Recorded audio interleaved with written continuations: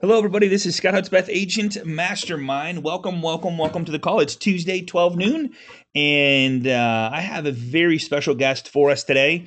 We always talk about making more money, getting more leads, getting more referrals, all this kind of stuff. But we have never, in the 2 years and 2.5 years we've been doing this, have never talked about how to save our money or how to keep the money that we're making.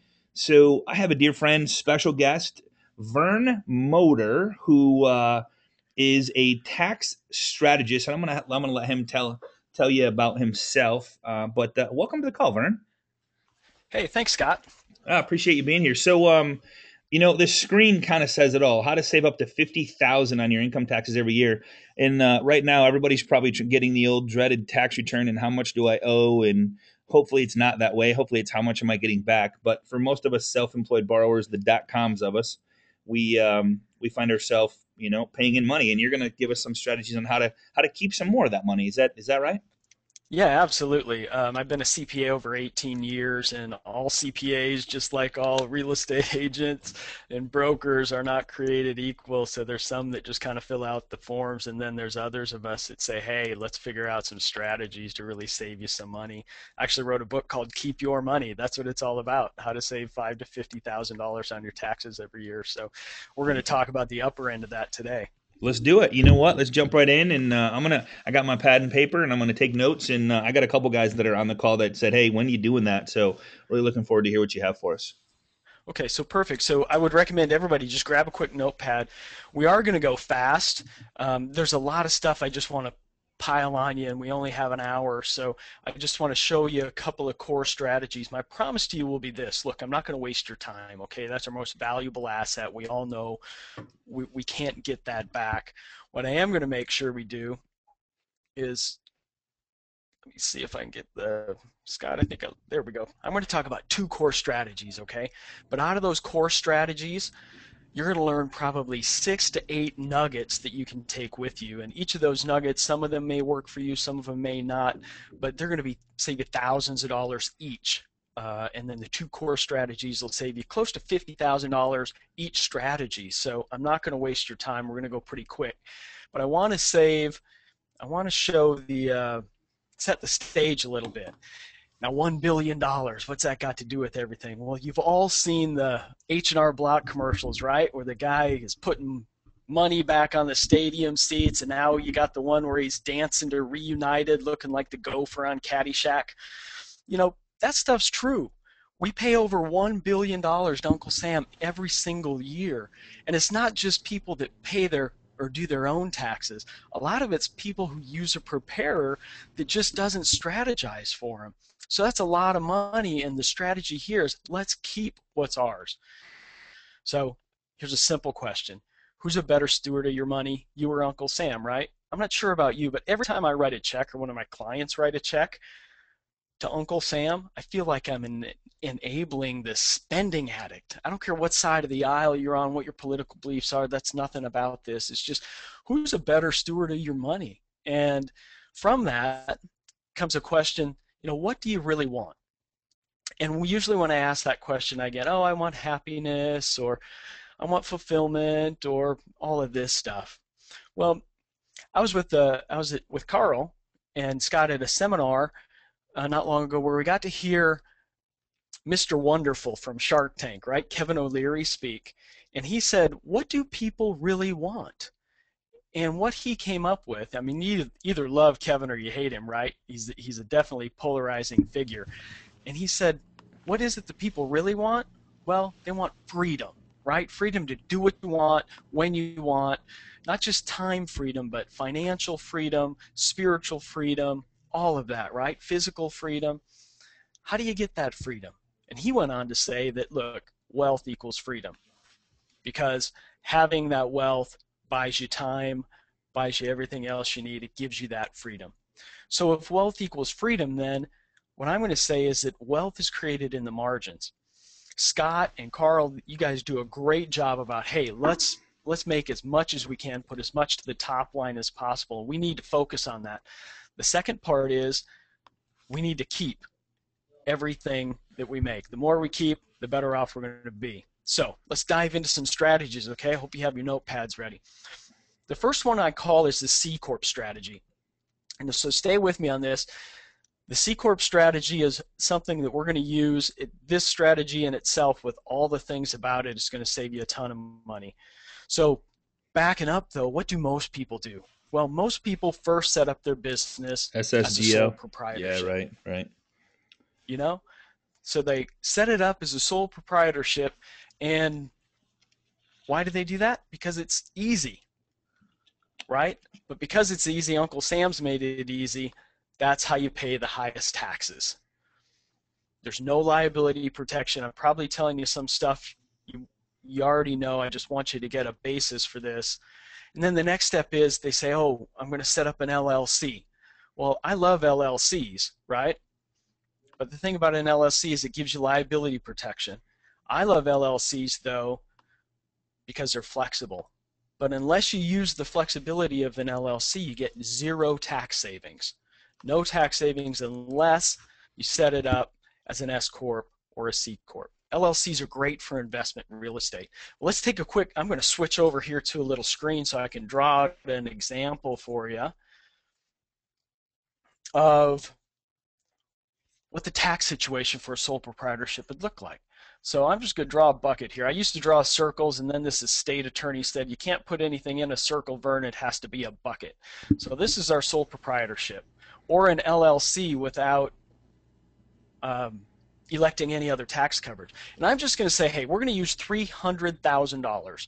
That's our bottom line number. Some of you might make more than that. Some of you might make less than that. It doesn't really matter. $300,000, and that's going to just keep our whole scenario the same so you can see the illustration.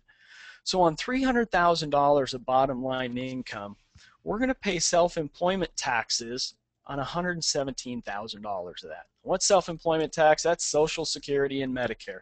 You actually pay Medicare on the whole amount, but the Social Security taxes on that are $18,000. We haven't even started talking about income yet, right? The Medicare additional is $5,300. So before we even get out the door, we're at $23,300 in tax. Wow, boom. That's just Social Security. We haven't even gotten to income tax yet.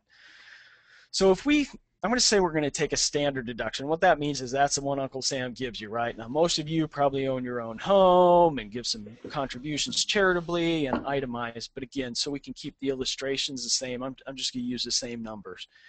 So if you take the standard deduction, and I'm going to say you have a couple of kids, exemption-wise and all of that, basically we're going to take off $22,000. We get a deduction for half of this.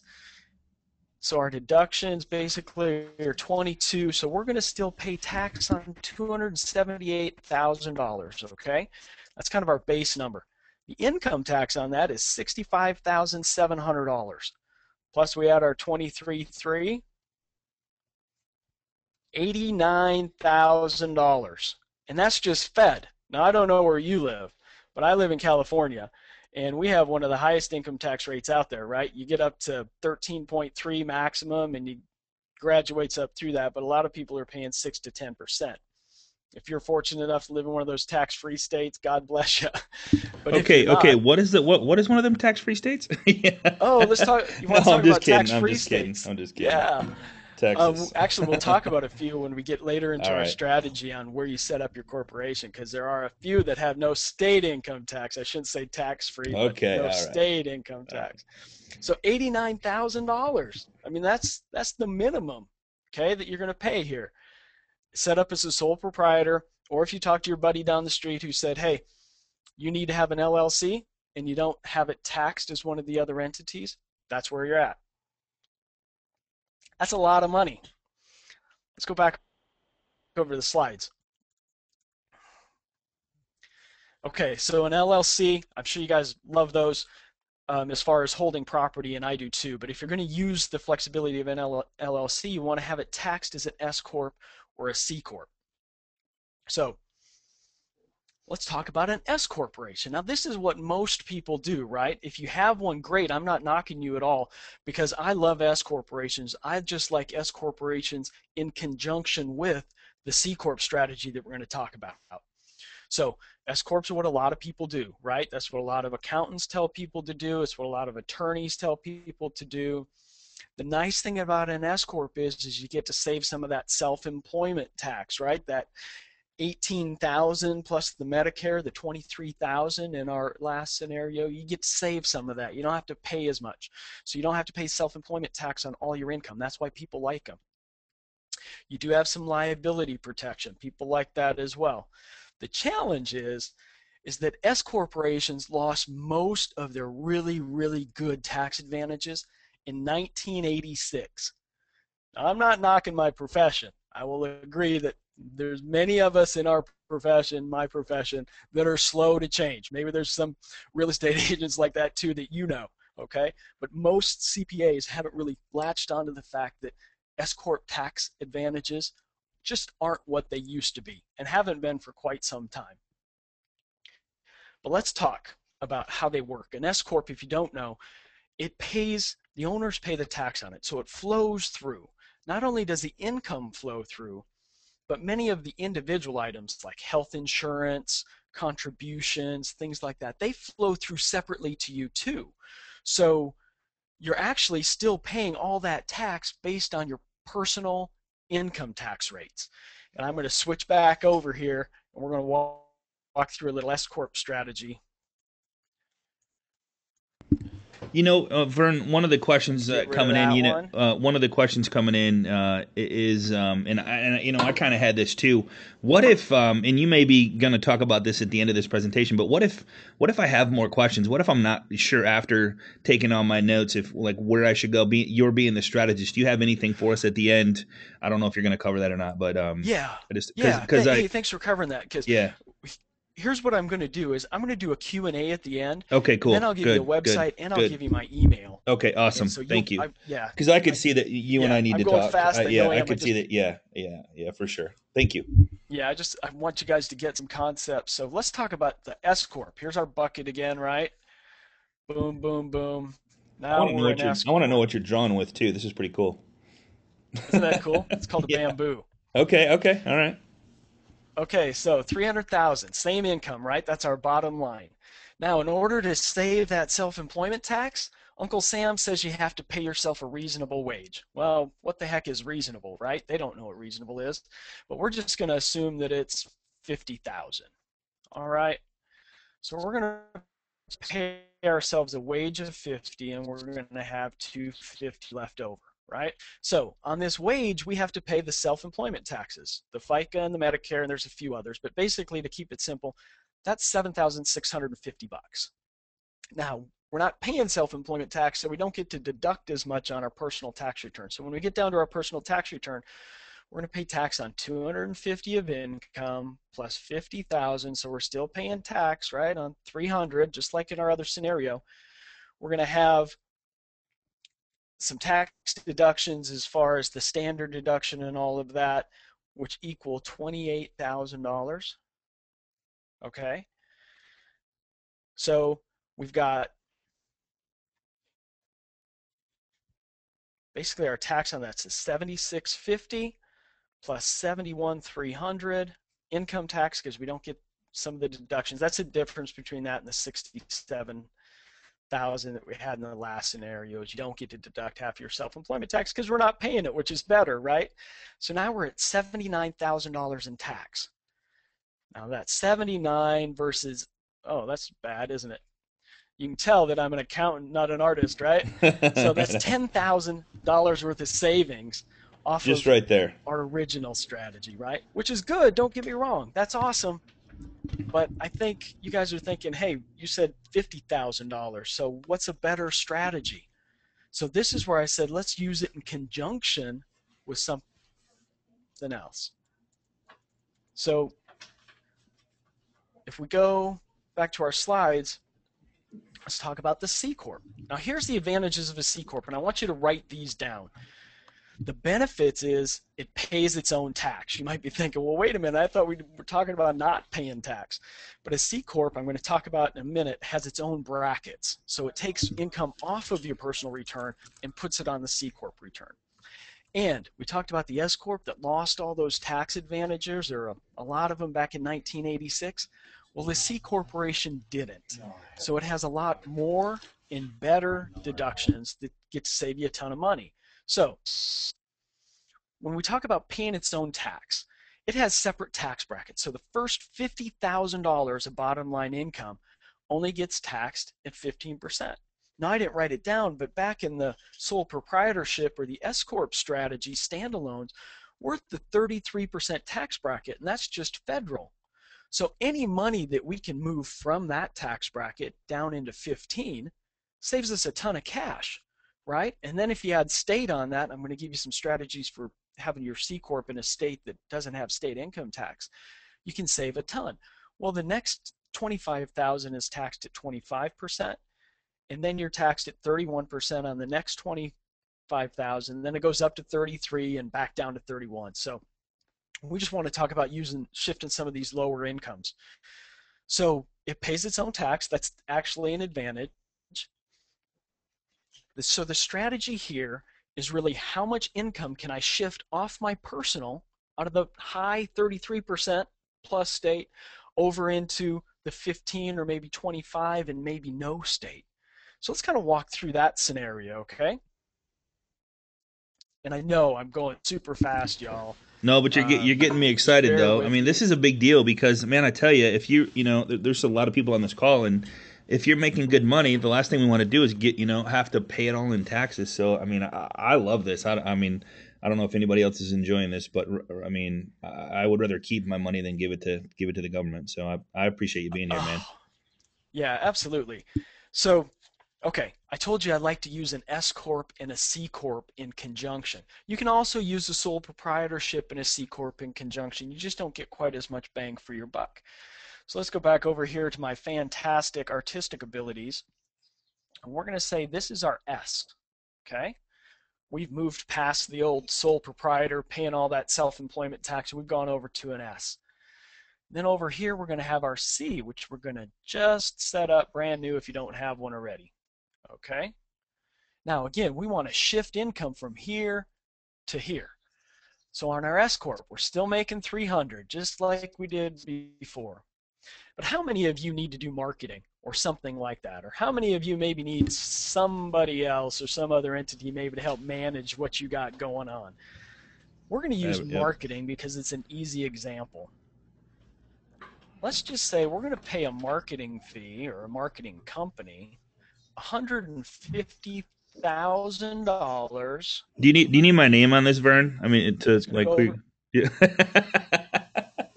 Yeah, yeah. You're going to be the marketing Yeah, I'm company. gonna be the Scott's our market. marketing company. Yeah. Okay, So okay, you get cool. to pay yourself. I'm liking this. Good. You get to pay yourself $150,000. Keep the numbers and the math fairly easy. We're going to pay that over to our C Corp, right, as a marketing fee. They're going to do some work, and I know you guys pay some other expenses out of there. We're going to shift some of that over to another entity. It could be marketing. It could be anything else. We can talk about that, and I love to strategize with people, figure out what's right for their business. So anyway, so we still have to pay a reasonable salary, right? So instead of paying 50, we're going to pay 25 over here, and we're going to pay 25 over here, just to keep it all even, right? So now we've got 125,000 of income here.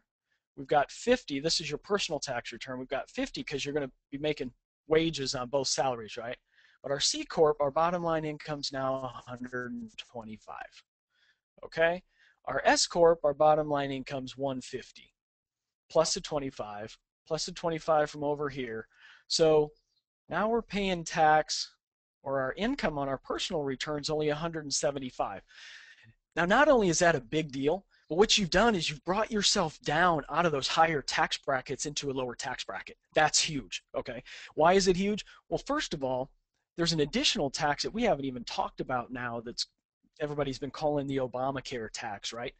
It's really the net investment income tax, NII. If you're single, you pay that on any of your investment income once you've reached $200,000. If you're married, it's 250,000. So now that tax, that Obamacare tax, that's 4.8% over and above the top rate of 39. Okay, and that's before state taxes. So I mean, we're getting into huge tax brackets once you get over 200 or 250,000. So it's brought you down out of that. So now you're not going to be subject to some of those additional taxes. So the tax on that 175, we free up some exemptions, right? So if you have kids and all of that, standard deduction, no limit. So now it's 28. So now we're paying tax on 147. Okay? And the tax on that's 22K. All right? So let's just write that up here. That's 22,000. All right? Now on a corp, we get to go through the brackets. And so on the first part, it's 7650.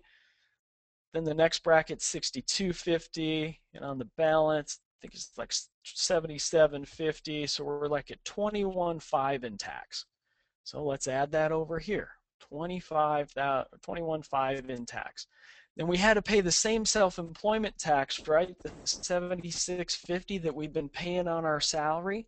So we have to add that in. We're at 7650, but all that comes up to 51,150. Wow, right? That's about Now we're getting somewhere. if I remember right, that's about 20 grand less. It's 37,000. 37,850 less than the sole proprietor and 27,850 less than our S corp. Wow. Right? Wow, yeah. That's Yeah. huge. Huge. Amazing. Now, Amazing. And all we've done here is shifted some income over to a lower tax bracket. We haven't even gotten to the sexy stuff yet, right? So this is just a simple strategy of moving some income off your personal return out of high tax brackets into a lower tax bracket. That's not 50,000. I told you you're going to save 50,000. I'm going to say that's 27 or 37,000. So Just let's go doing back that. over and talk about some of those other strategies. So back over to the slideshow. So shifting brackets. Here's some other income shifting strategies. Okay, when I go to church on Sunday, and what my pastor says is he adds an extra verse or something in, a little new scripture. He says, no charge for that. That's free, right? He makes me laugh every time he says it. So I'm going to say that right here. No charge for this. This is extra stuff. You don't need a C Corp to do this, although it helps. I'll tell you why. But what about paying your kids? Have you ever thought of that as a tax strategy? Maybe you have, maybe you haven't, but I don't know about you. I've got 3 kids. And when they come home from school, it seems like I can just follow the trail all the way to their bedroom till they change into their play clothes, right? You got socks, you got shoes, you're stepping over all this stuff. And if it's not clothes, it's toys. Wonder if we could trick them into picking all that up if we paid them. Did you know you can pay your kids, each kid, $6,200 each year, okay? So that's a little over $500 a month. That's a pretty good allowance. But you can pay them to work in your business, no matter what it is. Maybe they're cleaning the office, maybe they're filing, whatever it is. It doesn't take much to get to $500 a month. You pay your kids on that first $6,200 of income that you pay them. You know what they pay in tax? 15%. Zero? Really? 0%. What? Yeah. So the first income tax bracket, because our individual taxes are graduated, the first income tax bracket 0. Right? So up to $6,200, that's their standard deduction. Wow. So they pay 0 tax. So now if you've got 2 kids, little over 12 grand, you pay them in salary, and boom, you just took that from 33 or 39 or whatever marginal rate you're in, and you've taken that to 0. I know we're supposed to wait for. I know we're supposed to wait for Q&A, but do they have to physically do something for my company? It has to be reasonable, but the IRS is not in your business every single day. Now, I've had people pay their kids before they were 5, and you can justify it. Some people use their kids in marketing, which is a great thing. You take pictures of your kids. I've seen guys on stage do that, and then you pay your kids every time you show their photo. That's all legit, right? Okay. So you just have to come up with a true business purpose. And the other thing is, Scott, is document it. The more you document, absolutely, the better off you are. Run errands for me, or pick up this, pick up that. I mean, whatever, right? Absolutely. I mean, it could be anything. Organize my office, clean the office. Right. Pick up that broom, Johnny. Right. It's time for you and me to both make some money. Yeah. So let's just assume it's like 40% federal and state. I mean, you're saving $3,000 or $4,000 depending on what you're paying your kids. The other thing we didn't talk about is the fiscal year end. You know what? This is important, so I'm going to switch back over here, and I'm going to delete this and just draw this out quickly. So here's our S corp that we were talking about, right? In your individual, the end of your tax year, generally speaking, the S corp can only have one other tax year, and I've only seen one in my entire over 18-year career that fiscal year end. But typically it's 12/31. We're just going to say it's 12/31/13. Okay. Your personal return, right? Your calendar year ends 12. The power of a C corp is that we get to have a fiscal year end. Now you might be saying, well, what does that mean? That means we get to pick our tax year. It doesn't have to be on a calendar year. So depending on if you're shifting income to your C corp, or in some cases you're shifting income from your C corp, you choose the best fiscal year end. So on that money, all that tax we said we had to pay, our calendar year ends 12/31. That means we have to pay our taxes by what? 4/15/14, right? Yep. It's coming up Next week week, baby. Yep. But if we're shifting income from our S corp or our personal return over to our fiscal year end C corp, and let's just say it has a year end of November 30th. Okay, Ooh. 13. And in December, the last month of this tax year, we make that payment of $150,000. When does that tax have to be paid? Well, it came over in December, which means it's in the first month, right, Right. of our tax year. That means we go all the way till 11/30 of 14, and then we file our tax return 3 months later, which is February 15th of 15. A year So later. think about that. Wow. See that time difference? Do I want to pay my taxes here, or do I want to pay my taxes here? Why we're earning interest Right? on the 150 is what you're saying. I'm sure you're going to show us how to do that, or you have some ideas for that as Absolutely. well. So, Yeah. and I'm not going to go into the details of that, but even if you left it in a savings account and No made a half a question. point or whatever No it is, question. you'd be money ahead. But what if you're making 10 or 15% on some rental properties that you buy and stuff like that? Wouldn't that be an advantageous tool to be able to Oh defer that man. tax No for that question. period of time? No question. I mean, Wow. that's oh, Well, if okay. So you can see I yeah, get a yeah, little excited about yeah, this stuff. my head's spinning a little bit right now too. So I'm gonna keep my mouth shut here. Yeah, I know we're going through it fast, but Yeah. there will be time for questions, I guarantee it. Okay. So now let's talk about those more deductions, right? And better deductions. I told you the S corp lost a lot of them. Now I'm not really a code section freak. I'm more of a non-code section freak when it comes to tax law and all of that. But I have to show you the code sections because inevitably, here's what you'll do. You're going to go to your CPA or your tax preparer, and you're going to say, "Hey, I listened to this guy, and he said that I could deduct 100% of my medical," and your CPA is going to look at you like, "What?" And he's going to say, "Well, I'm going to have to research that." And really what that means for you is that you have to pay for his education. And so I'm going to tell you exactly where these code sections are, and you can just jot them down. So medical deductions, let's talk about that.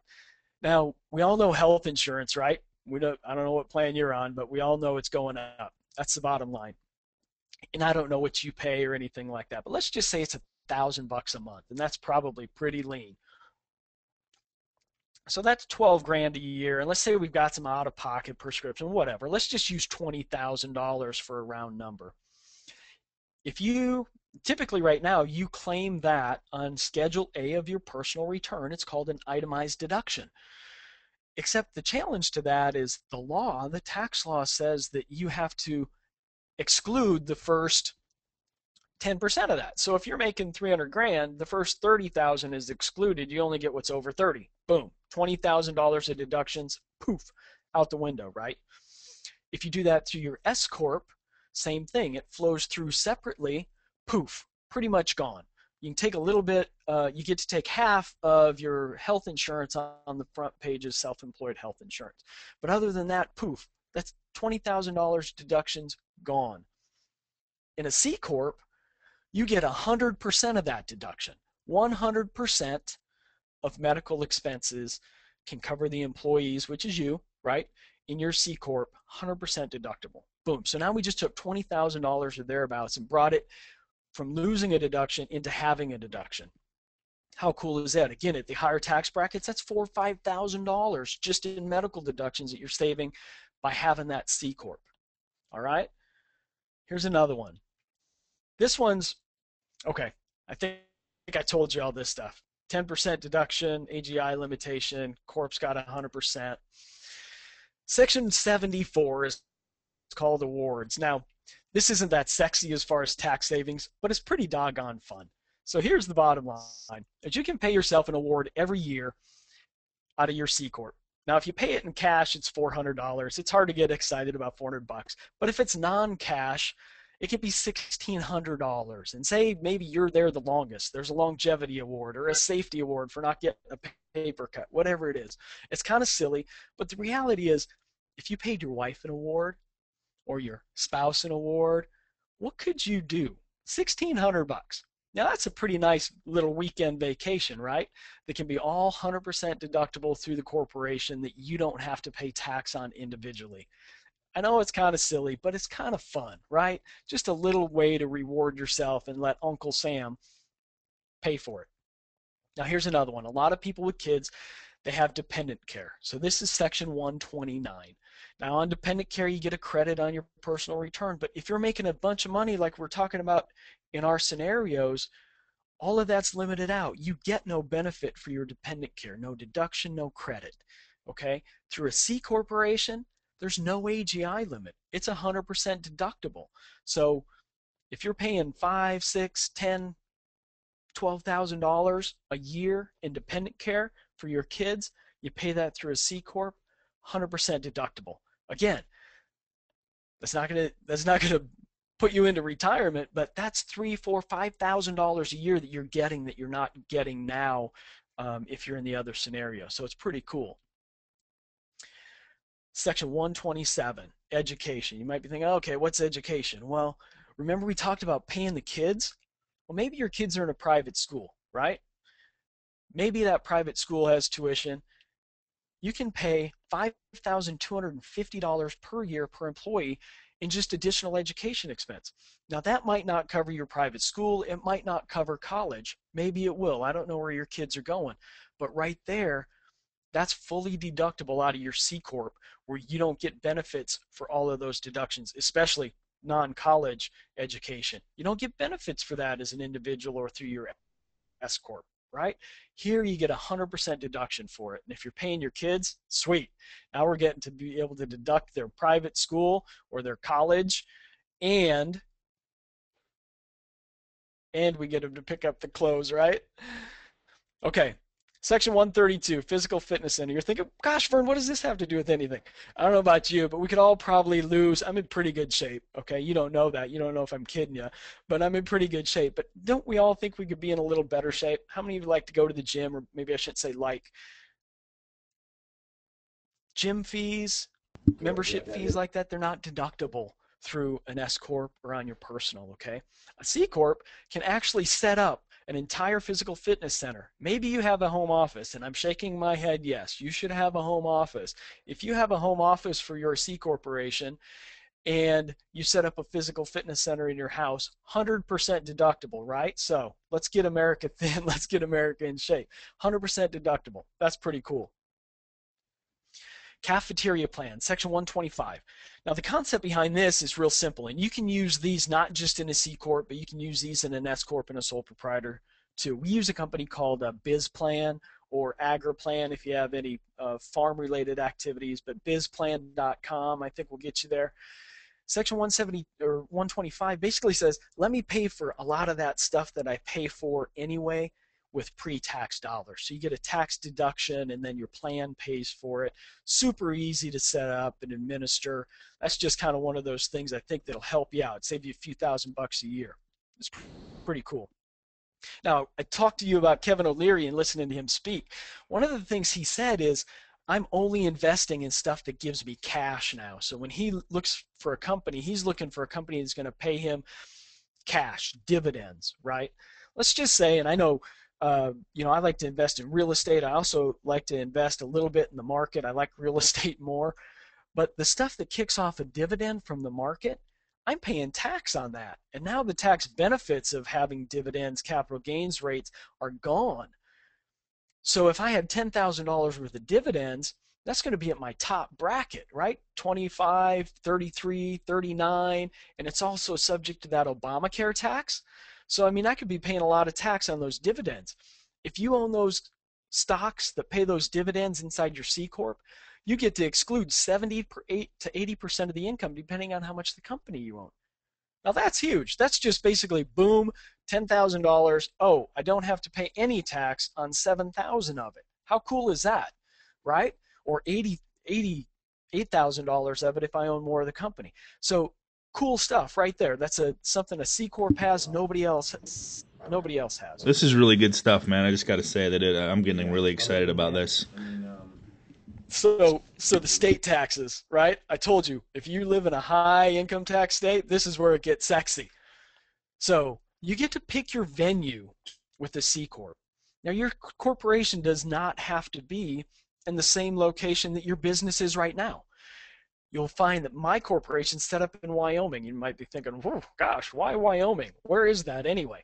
Well, it's a tax-free state and it has a lot of privacy laws just like Nevada does. I'm sure you've heard of the Nevada Corp, right? The very, very popular, especially with a lot of folks here in California. But the reality is there's a lot of states that do this. Texas is one of them. Florida is one of them. Wyoming, Nevada, and there's a couple others that don't have state taxes, state income taxes. So if I set my corporation up and I'm shifting income there, let's just use California for an example. And let's just say I'm in the 10%, maybe not the top 13% bracket. That means out of that $150,000, remember that I shifted over to my C corporation, I just saved an additional $15,000 in tax by not paying state tax on that money. So now that 37,000 or 27,000 that we saved just by having my entity in a separate state saved me another 15 grand. Now we are up to 50, right? The C Corp also has liability protection similar to the S Corp, all of that. So I think you're kind of getting the concept here that, wow, bam, a C Corp can really save me a lot of money. And now you're thinking, okay, why doesn't everybody do this, right? Why isn't everybody doing this? Well, there's a couple of reasons. And first is a lot of still haven't made changes, right? They like S Corps, they understand S Corps, they're easy for, and they think this is super complex. Those are the myths. It's complicated and there's double taxation. Well, having a C Corp is no more complicated than having an S Corp or an LLC or anything else. So let's just dispel that right now. And the whole double taxation thing, you'll hear that on the street. Oh, you don't want a C Corp because they get double taxed. Let me tell you exactly what double taxation in a C Corp is. It's when the corporation pays a dividend to the shareholder. The corporation does not take a tax deduction, and the shareholder has to report that dividend as income. Now we're talking double tax, right? Absolutely. Is double taxation a reality? Absolutely. But here's the thing. Dividends in a small corporation like we're talking about is the very worst way to take money out of a C corporation. So why do you do that? And all of my clients, very, very few ever take a dividend out of their corporation. They get cash out in other means because we have all these other deductions that we can take, and we only touch the surface on that. So if you wanted to pay this, I call it the stupid tax, you would pay a dividend, right? And get double taxation. But if you don't, there's other ways to do it. So those are total myths. You might be saying, okay, this is simple, Vern. You're telling me it's simple. How do I implement it? I'm going to give you these steps real quickly. You choose a venue. That means a state. Do you want it in your high tax state? Or if you already live in a tax-free state, I would recommend just having it in your state, right? And when I say tax-free, no, I'm saying income tax-free, right? I like Wyoming for a couple of reasons. It's cheap. It cost me a couple of $100 to set up a corporation. It cost me $100 a year, right? You can't go out for dinner for that. Sometimes lunch costs more than that. $100 a year to run your C Corp out of Wyoming. That's why I like it. You file articles of incorporation. Now you can do that in most states on your own, or like I said, in Wyoming, $200. I'll tell you the attorney, he'll set it up for you, and boom, you're up and in business. You choose your fiscal year end. You say, is money going into my corp, or is money going to come out of my corp? And typically the scenario we've talked about today, money's going into your corp. So we're going to choose a year end, maybe around November. You create bylaws. I usually have an attorney do this. We have bylaws. We help people with that.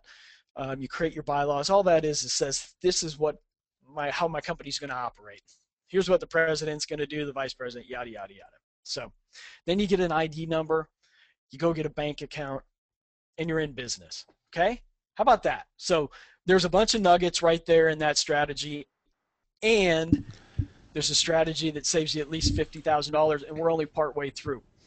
So I'm going to talk to you real quickly about a second core strategy because I want to save a ton of time. You mean for questions, no? Wait, okay? you have more? Seriously, you have more than that? I do. I hope. Okay, man. No, I this hope is nobody's this is going to good. explode. No, my head's exploding right now. So no, keep going, man. This is good. Okay, so here's the other thing people always talk about. Excuse me, retirement plans, right? Hold on one second for me. Oh, sorry. I hope that had a cough. Didn't want to cough in your ear. All good, Okay, man. so retirement plans. Let's talk about them because they're a great strategy. I call this the retirement plan strategy. That's pretty creative, isn't it?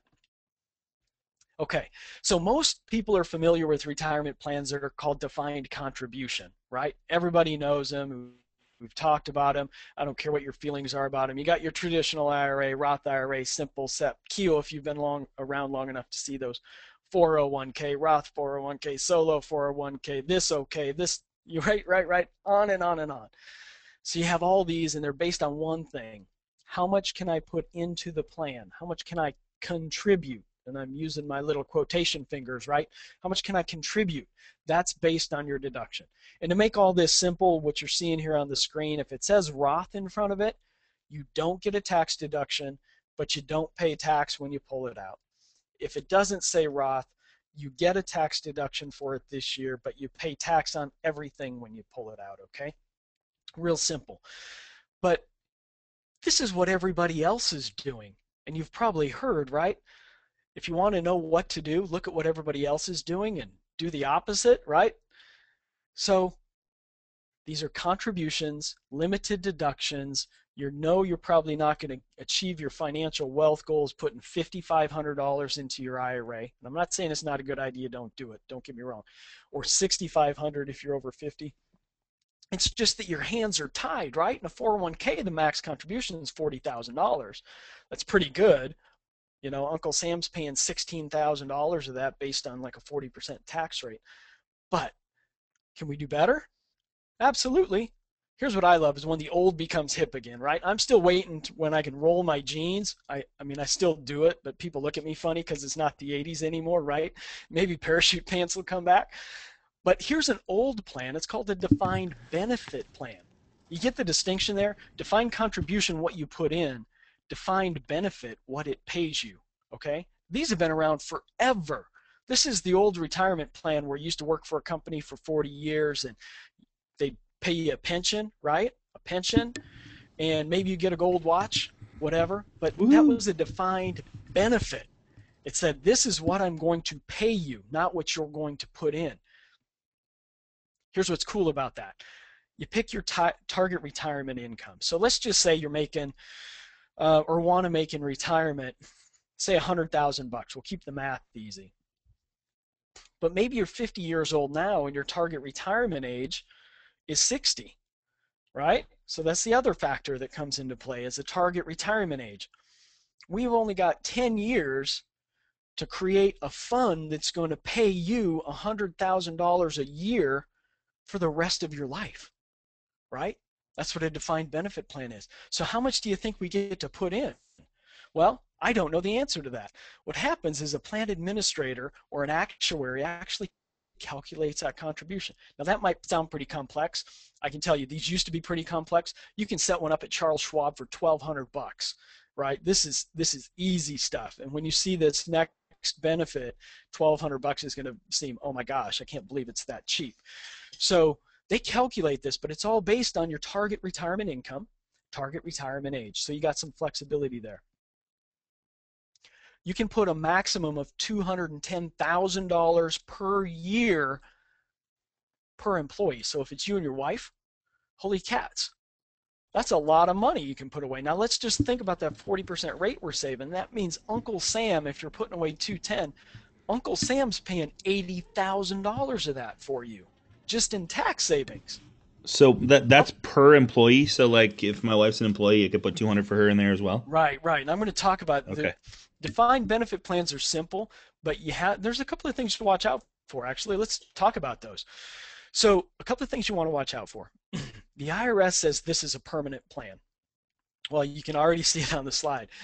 When the government says something's permanent, well, that means it can be changed, but you want to keep this plan around at least 5 years. Okay, you don't want to make significant changes.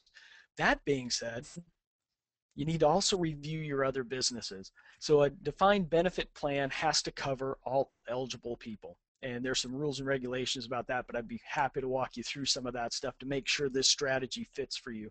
But if you have a business and your spouse has a business, your defined benefit plan is going to cover both of you. So if you have a bunch of employees in one of those, you need to maybe do some planning and strategizing so you don't have to cover all of the employees or only cover certain key employees. So you want to review your other businesses. But that being said, it's actually pretty flexible. So even in that 5-year period, you can change your mind, okay? And you can say, let me go back here. You can actually say, well, I want to change my retirement income.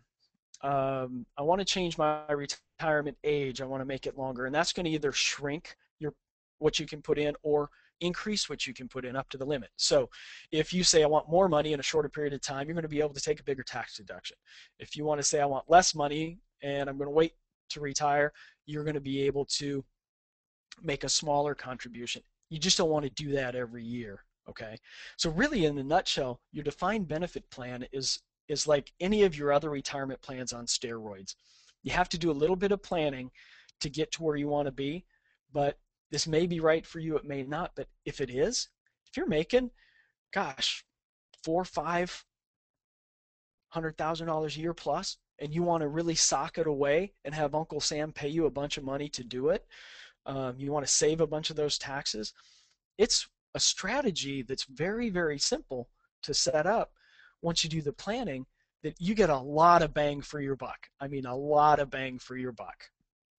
I mean, that's huge. So if we recap, the bottom line is what you want. These are just a few of the tools. You want a strategy that works for your business. You want a strategy that's flexible, right? Because you want to be able to make modifications. Some years your income's going to be up. Some years your income's going to be lower than that. It is what it is. But you want something that's flexible. So that's why, a tax strategy isn't one size fits all. And so many people, I think, and I say people, so many professionals in my profession try to say, hey, you know what? Hey, we'll do this, this, and this. A C Corp may or may not work for you. I think it's probably a tool that at your income level and your business level probably does work in conjunction with something else. The DB plan, maybe we need to grow into that a little bit, but there's some other retirement strategies we can use till we get there. The bottom line is you want a strategy that gives you freedom, right? We want to keep as much as we can, and with Carl and Scott, you're going to make as much as you can. And Amen. I want to help you, keep as much as you can. That's what it's all about, Right on. It's not what you make, so to speak, is What you keep, no question. My father-in-law just told me that the other day, and I'm like, it's funny that you're on the call right now because I mean, you hear it all the time, and he's obviously done very well for himself. So it's nice to hear it from somebody else. Yeah. And you know what? Those are the key strategies. So, um, Some questions, yeah, let's get to that. I'd like to, and I know that I want to you make sure. a ton of people are asking a ton of questions, and they're really good questions. A couple that I picked out, but I know that you have something to offer other people as far as a consultation, and I wanted to make sure that we fit that in before the end of the hour. Just so if people, I mean, because there's people going, "Hey, I had a C corp, haven't used it for 15 years. What income should I be at to start a C corp? I mean, there's so many. What age do my kids have to be to start paying them the Perfect. 6,200? Those are some Let's do questions that I this, keep coming Scott. up with. Let's Yeah. do this because Okay. this is very personalized. I can answer a lot of those questions in general. Sure. I'd like to share with everybody just something really straightforward. This isn't a sales Sure. pitch or anything like that. Let me just Sure. show you what I can offer you on an individual level real quickly, just to talk and create a strategy for you. I mean, that's basically it. Let me help you create your plan. That's what I have for you. And here's Sweet. how it works. It's super, super simple. And I'm going to go through this fast too. Okay. All you got to do is go to www. I don't even know if you need that anymore, right? That's old school. That's me. Right. Save50kintax.com/strategy. Okay. Save 50K in tax. That's what we've been talking about all day today. Go All to right. save50kintax.com. And So what's here's and what what's going to happens. happen when they go there? Yeah. Go ahead. Go ahead. You go there and you fill out a little form. I have you leave a show up deposit. I used to do these free, and it was just a nightmare for my assistant to get people booked. I don't want your money. I'm telling you that right now. I just want it. Let's have a meaningful conversation. This deposit's totally refundable. Even if you just say, Vern, I don't like the tone of your voice, give me my money back. I don't care, okay? The Right. deposit is just there so I know you're serious. And here's what happens after you do that. You fill out the form, you leave your deposit. It's $500, right? It's not going to, and it's coming back to you. Carol, my assistant, over 14 years, she's going to call you to set up a time to talk. We're going to get on the phone. I'm going to learn more about your business. I'm going to learn more about your goals. I'm going to learn where you are now and where you want to be, right? Right on. And then we're going to create a strategy right there on the phone that probably works for you, right? It will work for you, whether that's the C Corp or that in conjunction. I mean, these are just two strategies. I mean, this Right. two great tools in my toolbox, but we're going to create a strategy that's flexible, that works for you.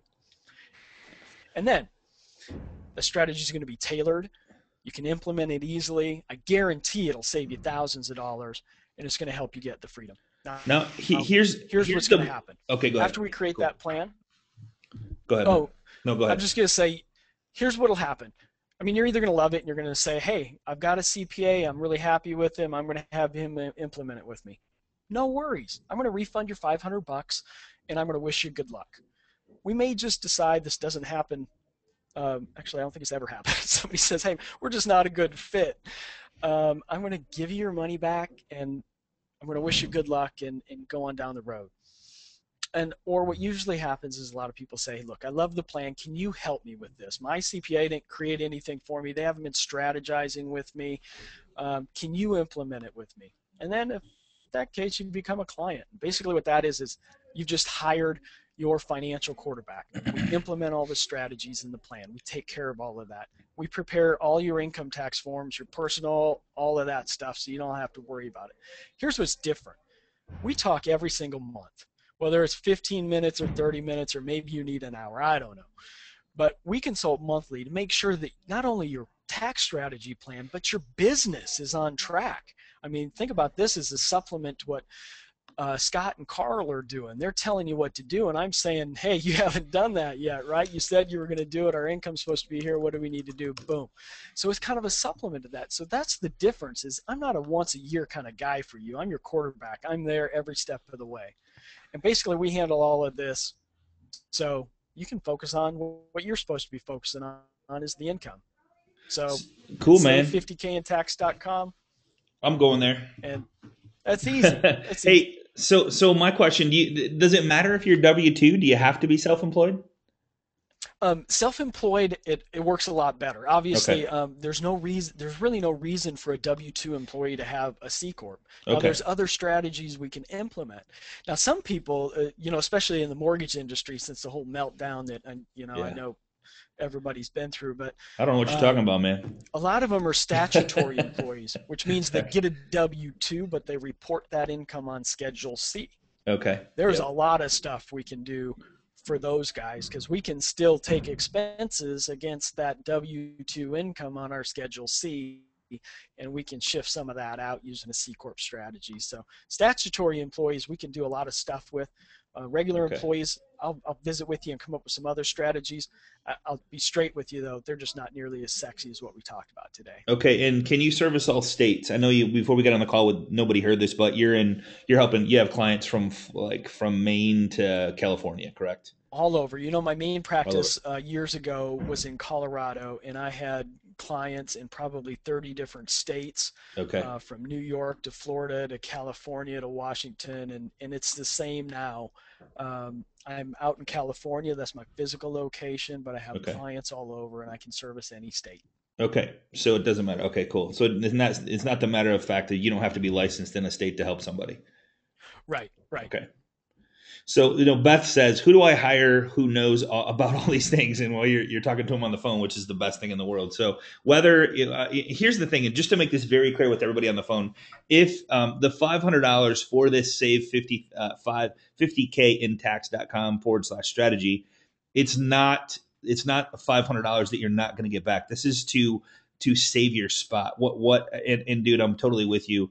When I book appointments and people don't show, money makes them show up. So that's just to show up to an appointment with Vern, just so he's not booking appointments that he could be on with other clients that want either a strategy or time with him. So that's all that So is. yeah, 100% of the time here's you where get I'm to at meet with with him. that. Yeah. I don't want your $500. Right. If I cannot add value and save you a ton of money, bottom line is I don't want your money. That's just not how I operate. If I can't save you money and help you keep a lot of money, I don't want it. So, Right. um, fully refundable. Don't worry about that. What I Here's would like to do, I know there's a ton of questions. Start hammering me so we can Yeah. get as many So the questions biggest answered as question is, possible. at what income level should I talk to somebody like you? Like, Okay, so I like the it really go-getters. varies depending on your strategy. I mean, you can see that, once you get over the 100 to 150,000, depending on if you're single or married filing joint, you're already into a 25% tax bracket. Okay. So, anytime you can take some of that and move that into a 15% tax bracket or work out another, whether it's a retirement It's huge. plan strategy or something like that, um, anytime I think you're making over, say, a buck 50, Uh huh. uh, you can start saving a ton of money in tax. Okay. And you can do it before then. It's just you get less bang for your buck. But if you're growing your business fast, Yeah. let's get started. Okay, and the kid thing, like a ton of people had. How old do my kids have to be to pay my? I love that idea as well because I have two that are 117, one's going to be 19. How old do they have to be, and how old can I pay them? I mean, how old? I mean, how far can that go? Because that's You it. I can you mean, can pay them till they're 80 years old if okay, okay, all right, if you all right, want to, right? okay, And as you grow your business, if they become part of that business, obviously that's huge. partnership or Yeah. salary or whatever. But I feel comfortable paying kids as young as 5, as long as we document and justify truly what they're doing. A lot of the younger kids, like the 5 to say 10-year-olds, if we can use them in marketing or something like that with a little other twist rather than saying they're working 10 hours a week cleaning the office. Licking envelopes or Uh, something like that. I mean, there's a yeah, lot. I mean, you yeah. can do that at But if five we years do a lot of old. mailings and stuff like that, Yeah. we can show that, hey, they're doing it. We Yeah. want to be able to justify it and we want to be able to document it. Okay. IRS is all about documentation. Here's a great So one I'd by be super Debbie. comfortable 5 or older. Once Okay. they get around the 10-year-old range up, all their Easy. teen years, high Easy. school, no Yeah. brainer. Okay, so here's a good one by Debbie. If someone already retired and has real estate rental income, would you recommend a C corp? So it all depends on what your income level is. And here's why a personal call really helps because Debbie, I might be answering this question thinking you have $50,000 worth of passive rental income coming in and you have 500. If you have 500, all that's going to flow through. It's not subject to self-employment tax, as rental income is not self-employment income, but it is at the higher tax bracket. So maybe it does make sense to have If you have a a bunch separate set coming of in, yeah, brackets at the got higher it, levels. So got it. my answer, Debbie, is maybe, depending on your income level. But anytime your income gets into and non-W2 income gets into that upper level where you want another bracket, a C corp may make sense for you. Ton of people saying great info, love it. The name of your book. A couple people asked, what was the name of your book again that you wrote? It's called Keep Your Money, Keep Your Money. and the Okay. subtitle is How to Save $5,000 to $50,000 in taxes each year. Okay.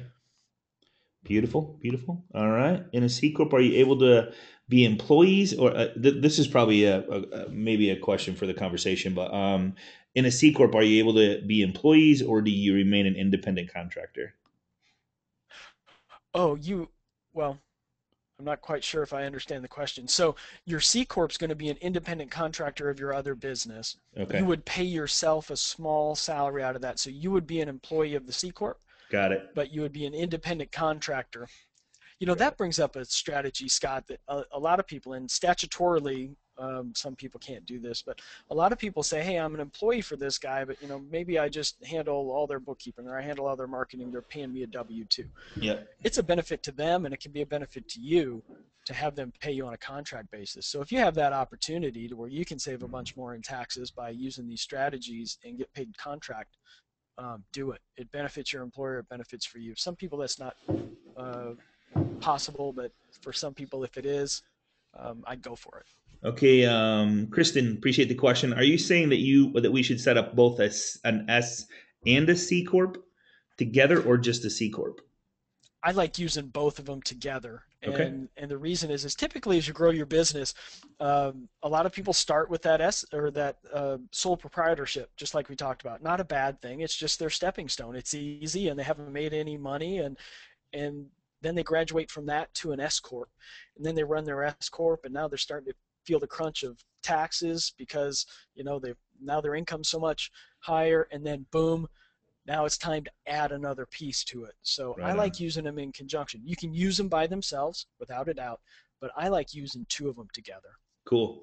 Ken, this is the one from Ken. It's a good question. I've had a C corp for 15 years, but I have ignored it. What does it cost me to reactivate, or is that what he should do? Okay, a lot of times it just depends, but a couple of factors. If you filed tax returns for it, even if they've been zero or kept them up with the Secretary of State, then we could probably use it. Sometimes it's so cheap to set up a company anymore that sometimes it's just best to cut Yeah, the didn't you say a hundred baggage, bucks? let it go. Yeah. Yeah, well, forgive me, it's $100 a year, but you can set the corp up for a couple $100 in Wyoming. Okay. So, I mean, Me being in I'm Michigan, thinking can I set my C corp up through Wyoming?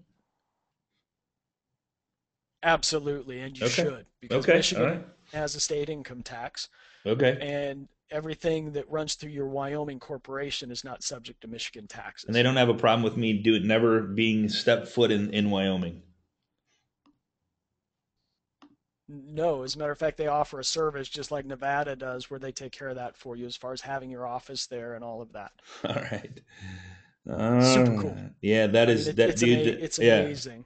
I can't even imagine. I wish that I could take everybody on this call and that took something from this class today and put the money total of how much you're going to save us total. Isn't that? I mean, we had Oh, I'd like that five, too. six. That'd be Wouldn't that be super fun to cool? Wouldn't see. that be cool? Um, Absolutely. I'm gonna see. Okay, good, good, good. Hey, Karen, did you see any other questions that I didn't ask that might be a good one? Okay, here's one. If you own your own restaurant in Massachusetts, is it still possible to have set up a C corp in Wyoming? Which I already answered that question. So yes, that's a yes. Is Yeah, Delaware absolutely. With your restaurant, you just have to decide what am I going to shift over? right? What income? Thanks, great info. I'll be setting up a call. Got to run at an appointment. Thanks, Paz. Appreciate that. What about Nevada? That's a see. Does it matter when the year of this? Yeah, that's a good question. Does it matter when in the year the C corp is established? Do you get the benefit of the entire year regardless Um, of when it's established? Great question. yeah, actually, for our purposes, you do. So let's just say we set one up May 1st and we had a November 30th year end. So we'd file what's called a short year tax return because we didn't have a full 12 months. Yep. So our first tax return would only be from May 1st to November 30th. So setting them up now and shifting that income over and getting that established, um, you save more taxes before the end of the year than you ever do after the end of the year. So the thing is planning and strategizing. That's what's important. So I would get going with it now. Cool. And do you work with the financial planners? Like say that somebody's asking, so I have a financial planner. Would you work closely with him because I might be doing some stuff with him, and I got this going, so I got a lot of different stuff going. Would that is that something you would do? Yeah, absolutely. And in my practice, I also sometimes, I don't do it very often anymore, but I used to do it a lot. I actually work with somebody else's CPA. Um, Okay. All I'm right. I'm part of the team. I usually quarterback it. I'm the guy that, I'm your go-to guy, and then we talk to the attorneys, the financial planners, maybe another accountant to say, hey, here's what we're doing and strategizing, and here's the plan, and I'm going to help implement it and keep you on track that way. So we want to Sweet. work with as many people that we have to accomplish your goals. That's a big deal. Awesome. And man, I appreciate that about you. So a lot of you guys are asking questions about if I make this much money. Here's the deal, guys. It's $500 only to show up. You get 100% of your money back. He's not going to hold $1 for it. The reason and if if you think you have a reason to talk to him, that's what he's here for, and he can answer all these questions. So by all means, I'm not trying to sell you anything or do anything. It's just that it's a great way to have a personal, because we're asking, he's answering generic questions. It's hard to narrow down exactly what's going to be best for you, and if you should or if you shouldn't, or if you should do this or do that, or what strategy. He might even come up with a different strategy that's special for you and your situation. So by all means, take him up on that call, which I'm going to do for sure. And man, dude, you've given me so. I mean, what's funny is my wife is like, we got to find a way. There's got to be ways out there to not pay the taxes. So I couldn't have come in a better time for me. I mean, seriously. So I appreciate you, and a lot of other people are saying great stuff, great content. So I appreciate you being here. Awesome. I'm glad I could help. Here's a great question by David. And this will end with this question. Do any of these strategies cause a higher risk of being audited? No, here's I should say it depends, I guess, on Right, what you right, do. right. Anytime you do something wrong, it causes a chance for being examined. Everybody calls it an audit. It's an examination is the lingo we use. So out of all the clients I've served, thousands of clients I've served, I've had two full examinations in my entire 18-year career. Wow, And good I'm not stuff. being boastful about that. Right. What I'm saying is I create strategies that work and that are justified. And so if the IRS ever sends you a letter, we say, boom, here it is. Here's what we got. Very And cool. here's why we did it. And here's a code section that justifies our position. Right on. I just had a client the other day send me a huge letter from a state that wanted to tax him on all his income. And we wrote a letter to them, backed everything up, and told them, look, you've got no position to be sending us this notice. It was gone, over. They sent me a Wow. letter a week later, case closed on this. Very nice. Very nice. So you do things right, and you're not going to increase your exposure of examination. How's that? That's what we That call it. dude, Whoever asked that question, no, that's awesome. That's exposure of awesome. examination. Hey, to end this call, Vern Motor. So, if thanks for so much for joining us. I sincerely look forward to. I'm going to book a call with you, and I can't wait because I want to take advantage of all this stuff. And so, if you're joining us for the first time, if you want, join us. We have about 4,500 and growing on a daily basis at facebook.com/groups /agent mastermind. And if you, everybody left, if you could just give Vern a couple nice words on our Facebook group, that'd be greatly appreciated. And Vern and I'll get you hooked up with the Facebook group and get you in there. And I'm sure they might have questions for you in there, but that might just allow, a couple more people to set up because this recording's, the recording will be up by tomorrow along with the PowerPoint. So, if for some reason you want to rewatch this or go over the strategies again, I would just personally book the call with Vern, but that's totally up to you. So appreciate you being here, brother. Thank you so much for your expertise. And man, I don't know if it's strategist is a good word, but I'd put ninja in front of it. Ninja Thank you. strategist for taxes. So it's really good stuff. Look forward to getting to know you better too as well. And I really appreciate you being part of the group, man. Awesome. Well, thank you so much, and I'll post in your group once you add me to it as well. Absolutely, absolutely. So facebook.com/groups /agent mastermind. Okay, for everybody left on the call, next week, don't miss it. We're going to be showing the flower pot strategy that everybody's talking about. You don't want to miss it. Going to be a good time, going to be a full house. So get there early. Look forward to seeing you there. And Vern, thanks so much again. Appreciate you, brother. Talk to you soon. Everybody have All a great right, great. week. Be safe, and we'll see you right here, same place, same time next week on Agent Mastermind. Take care, everybody.